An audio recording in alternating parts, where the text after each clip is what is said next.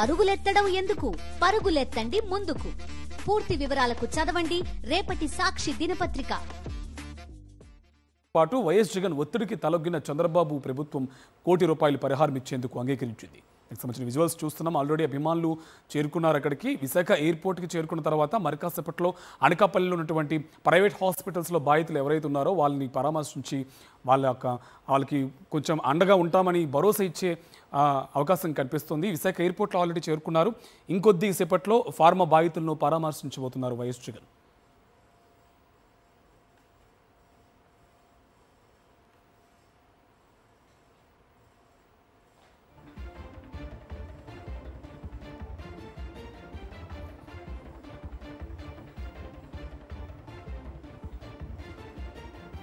ఇసుక మా correspondent Naidu Usha prime hospital నుంచి డీటెయిల్స్ అందిస్తారు. నాయుడు, ఉషా ప్రైమ్ హాస్పిటల్లో బాధితులకు ఎటువంటి చికిత్స అందుతుంది? ఇంకోవైపు ప్రభుత్వం నిర్లక్ష్యం చేస్తుంది, హాస్పిటల్ ఎటువంటి సదుపాయాలు లేవు అని కూడా బాధిత కుటుంబాలు ఆరోపణలు చేస్తున్నాయి. డీటెయిల్స్ అంటే కార్తిక్, మరికాసేపట్లో మాజీ ముఖ్యమంత్రి వైఎస్ జగన్మోహన్ రెడ్డి అనకాపల్లిలో పర్యటించనున్నారు. ఈ పర్యటనలో భాగంగా విశాఖ ఎయిర్పోర్టుకు వైఎస్ జగన్ చేరుకున్నారు. జగన్కు పెద్ద ఎత్తున వైఎస్ఆర్సీపీ నాయకులు, కార్యకర్తలు స్వాగతం పలికారు. అక్కడి నుండి నేరుగా రోడ్డు మార్గంలో అనకాపల్లి ఉషా ప్రైమ్ హాస్పిటల్కు చేరుకునున్నారు. అసెన్సీ ఫార్మా కంపెనీలో జరిగిన ప్రమాదంలో క్షతగాత్రులైన 18 మంది ఉషా ప్రైమ్ హాస్పిటల్లో చికిత్స పొందుతున్నారు. వారందరినీ కూడా పరామర్శించనున్నారు. ప్రమాదం ఏ విధంగా జరిగింది అన్న విషయాలను అడిగి స్వయంగా తెలుసుకున్నారు. అంతేకాకుండా వారిలో ఒక ధైర్యాన్ని, భరోసాని కూడా వైఎస్ జగన్ నింపనున్నారు. ప్రమాదం జరిగిన వెంటనే వైఎస్ జగన్ చలించిపోయారు. వెంటనే బాధిత కుటుంబాలను ఆదుకోవాలని చెప్పి ప్రభుత్వానికి విజ్ఞప్తి చేశారు. వైఎస్ఆర్సీపీ శ్రేణులు కూడా ఈ సహాయక కార్యక్రమాల్లో చురుగ్గా పాల్గొనాలని సూచించారు. అంతేకాకుండా ఈ ప్రమాదంలో ఎవరైతే చనిపోయారో వారికి ₹1 కోటి పరిహారం ఇవ్వాలని డిమాండ్ చేశారు. ఎల్జీ పాలిమర్స్ ప్రమాదం జరిగినప్పుడు అప్పటి ప్రభుత్వం ఏ విధంగా చొరవ తీసుకొని బాధితుల పట్ల ఉదారంగా వ్యవహరించిందో అదే తరహాలో ఈ ఫార్మా కంపెనీలో చనిపోయిన వారికి ₹1 కోటి పరిహారం ఇవ్వాలని, అలాగే ఎవరైతే క్షతగాతులు ఉన్నారో, స్వల్పంగా గాయపడిన వారు ఉన్నారో వారందరినీ కూడా ఆదుకోవాల్సిన బాధ్యత ప్రభుత్వం మీదే ఉందని చెప్పి ప్రభుత్వానికి వైఎస్ జగన్ సూచించారు. ఈ నేపథ్యంలోనే వారందరినీ కూడా పరామర్శించేందుకు నేరుగా ఆయనే వస్తున్నారు. వారి కష్టాలను తెలుసుకునేందుకు, వారికి ఎటువంటి చికిత్స అందింది, అలాగే ఈ ప్రమాదం ఏ విధంగా జరిగింది, ఇంకా సేఫ్టీ మెజర్మెంట్స్ ఏమైనా పరిశ్రమల్లో తీసుకోవాలా, మీకు ఎటువంటి ఇంకా ప్రభుత్వం నుండి సహాయ సహకారాలు అందాలి, దాని మీద మేము ఏ విధంగా ప్రభుత్వం మీద ఒత్తిడి తేవాలి అన్న విషయాలను కూడా అడిగి బాధితులు తెలుసుకున్నారు. అలాగే వారి కుటుంబాల్లో ఒక ధైర్యాన్ని కూడా నింపనున్నారు. ఇంకా వైఎస్ జగన్మోహన్ రెడ్డి పర్యటనకు సంబంధించి ఇప్పటికే పెద్ద ఎత్తున వైఎస్ఆర్సీపీకి సంబంధించిన నాయకులంతా కూడా ఉషా ప్రైమ్ హాస్పిటల్కి చేరుకున్నారు. జగన్మోహన్ రెడ్డి పర్యటన మీద మరిన్ని విషయాలు మనతో మాట్లాడడానికి స్థానికంగా ఉన్న కొంతమంది నేతలు. సార్ చెప్పండి, ఈరోజు పర్యటన ఏ విధంగా ఉండబోతుంది? జగన్మోహన్ రెడ్డి ఎవరైతే క్షతగాత్రులు ఉన్నారో వారికి ఎలాంటి ధైర్యాన్ని ఇవ్వబోతున్నారు?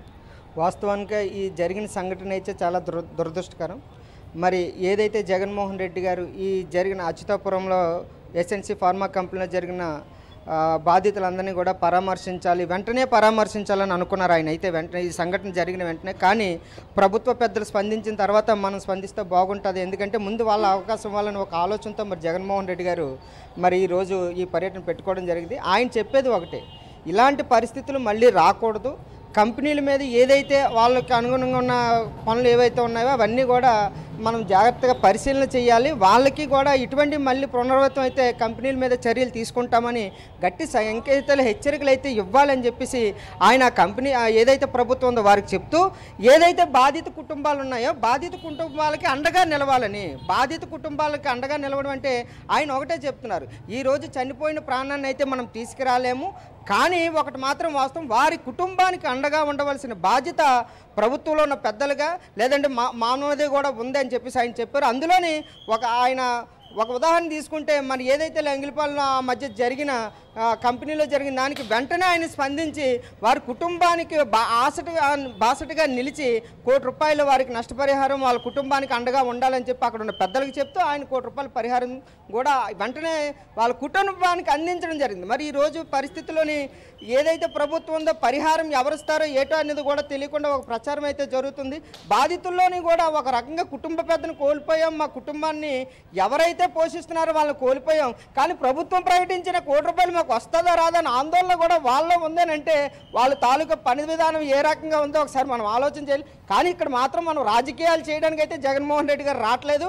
బాధిత కుటుంబాలకు అండగా ఉండడానికి ఒకటి, ప్రభుత్వానికి కూడా హెచ్చరిక. ఏదైతే జరిగిందో వాళ్ళకి వెంటనే పరిహారాన్ని ఇస్తే వాళ్ళ కుటుంబంలో మంచి జరుగుతుందనే ఆలోచనతో జగన్మోహన్ రెడ్డి గారు మరి బాధితులను పరామర్శించే బాధ్యతను తీసుకొని ఇక్కడ పెద్దలైన బొత్స సత్యనారాయణ గారిని, గురువాడ అమర్నాథ్ గారిని, ముత్యాల నాయుడు గారిని ఆల్రెడీ నేను పంపించడం జరిగింది. వాళ్ళు పరామర్శించడం జరిగింది.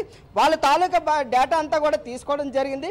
ఈరోజు జగన్ గారు కూడా ఏదైతే బాధిత కుటుంబానికి అండగా ఉండడానికి మాత్రమే ఆయన ఇక్కడికి వస్తున్నారు తప్ప ఇందులో రాజకీయ ఉద్దేశాన్ని మాత్రం ఇప్పుడున్న ప్రభుత్వం చూడొద్దని చెప్పి ఈ మీడియా ద్వారా వారికి తెలియజేస్తున్నాండి.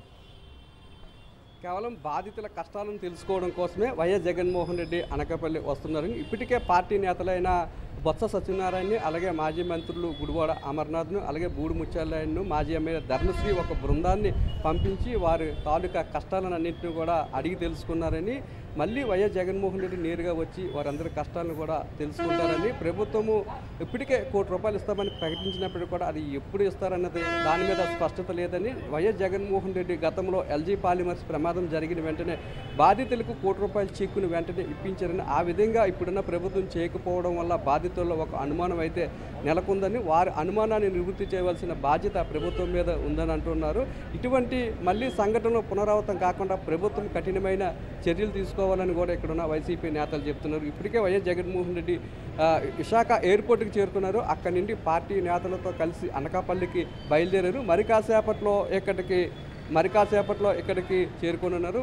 చేరుకున్న తర్వాత బాధితులను స్వయంగా ఆయన పరామర్శించి ప్రమాదం ఏ విధంగా జరిగింది అనే దాని మీద కూడా ఆయన వారిని అడిగి వారి నుండే తెలుసుకొని ఉన్నారు. అయితే ప్రభుత్వం పూర్తిగా ప్రమాదం జరిగిన వెంటనే స్పందించలేదు, సరైన తమకు వైద్యం కూడా అందించలేదనే అభిప్రాయం ఇప్పటికే చాలామంది వ్యక్తం చేశారు. ప్రభుత్వం కూడా సరిగా స్పందించినట్లయితే పెద్ద ఎత్తున ప్రాణ నష్టం కూడా తగ్గేదని, ఎందుకంటే ఇక్కడ ప్రమాదం జరిగిన వెంటనే స్థానికంగా ఉన్న ప్రైవేటు హాస్పిటల్లో చేర్పించారే తప్పితే విశాఖపట్నం తీసుకెళ్ళి అక్కడ కార్పొరేట్ హాస్పిటల్లో కానీ లేదంటే కేజీహెచ్లో కానీ చేర్పించినట్లయితే కొంతవరకు ప్రాణ నష్టాన్ని తగ్గించగలిగి ఉండేవాళ్ళం. ఆ విధంగా ప్రయత్నం చేయలేదని ప్రతిపక్ష నేత వైఎస్ జగన్మోహన్ రెడ్డి స్పందించిన తర్వాతే ప్రభుత్వం కూడా స్పందించిందంటే ప్రభుత్వం ఈ ప్రమాదం పట్ల ఎంత నిర్లక్ష్యంగా ఉందనే అభిప్రాయం కూడా ఇక్కడ ఉన్న వారి నుండి కూడా వ్యక్తమవుతుంది.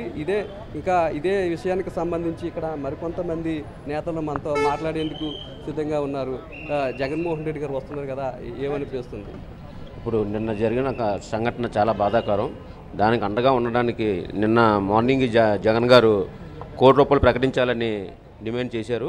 జగన్ గారు ప్రకటించిన వెంటనే వాళ్ళు ఇస్తామంటున్నారు. వాళ్ళు ఇస్తారా ఎవరని చెప్పి కూడా వీళ్ళు బాధితులు ఆసరాగా చూస్తున్నారు. ఏదేమైనా ఈ జరిగిన సంఘటన జగన్ గారు అండగా ఉంటారని, వైసీపీ పార్టీ కూడా అండగా ఉంటుందని జగన్ గారు తెలియజేయడానికి ఈరోజు అనకాపల్లి వస్తున్నారు. జగన్ గారి పర్యటన ఎవరైతే క్షతగాతులు ఉన్నారో వారిలో ఒక ధైర్యాన్ని నింపుతుందని మీరు అనుకుంటున్నారు? 100% అండి. గతంలో జగన్మోహన్ రెడ్డి గారు పాలిమర్ అక్కడ ఇష్యూ జరిగిన అగ్ని ప్రమాదం జరిగినప్పుడు ఎలాగైతే ₹1 కోటి అనౌన్స్ చేయడం జరిగిందో దానికి దృష్టిలో పెట్టుకొని ఈరోజు చంద్రబాబు నాయుడు కూడా నేను ఇస్తానన్న వాతావరణం వచ్చిందంటే ఈయన ఆ రోజు చేయడం వల్ల, మొన్న డిమాండ్ చేయడం వల్లే ఆయన ఇస్తానన్నారు. ఆయన తక్షణం ఇచ్చాడండి. ఆ నష్టపరిహారం తక్షణం ఇవ్వడం జరిగింది. మరి ఈయన అనౌన్స్మెంట్ చేశారు. తర్వాత అధికారులు రకరకాలుగా కార్యక్రమం చెప్తున్నారు అనేసి వాయిదాలు వేస్తారన్నట్టుగా ప్రజలు అనుకుంటున్నారు. జగన్మోహన్ రెడ్డి వల్ల ఖచ్చితంగా క్షతగాతులకి ఈయన తీవ్రంగా అందరూ కూడా ఖండించే వాతావరణం ఉంటుందని ప్రభుత్వం సత్వరమే స్పందించేలాగుంటే వీరందరినీ కూడా ఇంకా మెరుగైన హాస్పిటల్కి విశాఖపట్నం పంపించేలాగుంటే ప్రాణ నష్టం మరింత తగ్గేది. అలాగే గాయపడిన వారికి కూడా మెరుగైన వైద్యం అందించేది. ప్రభుత్వం వెంటనే స్పందించకపోవడం వల్లే ఎక్కువ ప్రాణ నష్టం జరిగిందని అభిప్రాయం వ్యక్తమవుతుంది. ఇందులో ఎంతవరకు వాస్తవం ఉంది? ఇవాళ గత ప్రభుత్వంలో మా వైఎస్ఆర్ జగన్మోహన్ రెడ్డి గారి ప్రభుత్వంలో ఏదైతే ఇలాంటి విపరీతం జరిగిందో ఆ విపరీతమైన కార్యక్రమాల్లో మొట్టమొదటిసారి జగన్మోహన్ రెడ్డి గారు ఈ ₹1 కోటి అన్నది ప్రకటించడం అనేది మొట్టమొదటిసారి. ఎవరైనా 10 లక్షలు 5 లక్షల రూపాయలే ప్రకటించేవారు ఎక్స్గ్రేషన్. అలాంటిది మొట్టమొదటిసారి ₹1 కోటి ప్రకటించింది మన వైఎస్ జగన్మోహన్ రెడ్డి గారు. ఈవేళ కేవలం అధికారులు కానీ నాయకులు కానీ ఫోటోలు తీసుకోవడానికి, వీడియోలు అప్లోడ్ చేసుకొని సోషల్ మీడియాలో పెట్టుకోవడానికి తప్ప అక్కడ ప్రజలకు ఏమైంది, వాళ్ళు మెరుగైన హాస్పిటల్ వైజాగ్ కానీ పెద్ద పెద్ద హాస్పిటల్ పంపిద్దామనే ఆలోచన లేదు. దీనికి కారణం ఏంటంటే అక్కడ నాయకులకి అవగాహన లేకపోవడం. ఉన్న కొత్త వారందరికీ కూడా అసలు ఏం జరుగుతుంది, ఏం చేయాలని తెలియట్లేదు. 10 మంది వెళ్తున్నారు. ప్రతి ఒక్కరూ కూడా ఫోటో అప్లోడ్ చేసుకొని సోషల్ మీడియాలో అప్లోడ్ చేసుకుంటున్నారు తప్ప ఏ ఒక్కరు కూడా ప్రజలపై శ్రద్ధ కానీ లేదు. ఏదో ₹1 ప్రకటించామని మాట వరుసగా అన్నారు, అది ఇచ్చే వరకు కూడా గ్యారంటీ లేదని అక్కడ ప్రజలు అంటున్నారు. అదే జగన్మోహన్ రెడ్డి గారు ఉదయం ప్రకటిస్తే గత ప్రభుత్వంలో వైజాగ్లో జరిగిన దానికి ఉదయం ప్రకటిస్తే మధ్యాహ్నానికి చెక్లు ఇచ్చి వాళ్ళకి క్యాష్ అప్లోడ్ వాళ్ళకి క్యాష్ కూడా ఇచ్చేటట్టు చేశారు. ఇక్కడున్న నాయకులకి ఏంటంటే చిత్తశుద్ధి లేకుండా లోపల హాస్పిటల్లోకి వెళ్ళి వాళ్ళకి ఫోటోలు తీసుకొని వాళ్ళ బట్టలు లేకుండా వాళ్ళు చనిపోయిన హాస్పిటల్కి వెళ్ళి వాళ్ళ ఫోటోలన్నీ కూడా అప్లోడ్ చేసుకోవడానికే వీళ్ళు మేజర్ చూపిస్తున్నారు. ఈరోజు బాధితులకు ₹1 పరిహారం ఇస్తామని ముఖ్యమంత్రి చంద్రబాబు నాయుడు ప్రకటించాడంటే దానికి ప్రధాన కారణం వైఎస్ జగన్మోహన్ రెడ్డినని. ప్రమాదం జరిగిన వెంటనే బాధితులకు అండగా ఉండాలని ప్రభుత్వాన్ని డిమాండ్ చేయడంతో పాటు ₹1 పరిహారం ఇవ్వాలని ప్రభుత్వం మీద తీవ్రమైన ఒత్తిడి తెచ్చారని, అందువల్ల జగన్మోహన్ రెడ్డి ప్రభుత్వానికి పెట్టిన షరతు వల్లే డిమాండ్ వల్లే ఈరోజు ₹1 పరిహారం ఇచ్చే పరిస్థితి నెలకొందని ఇక్కడున్న వైసీపీ నేతలు చెప్తున్నారు. Right thank you Naidu.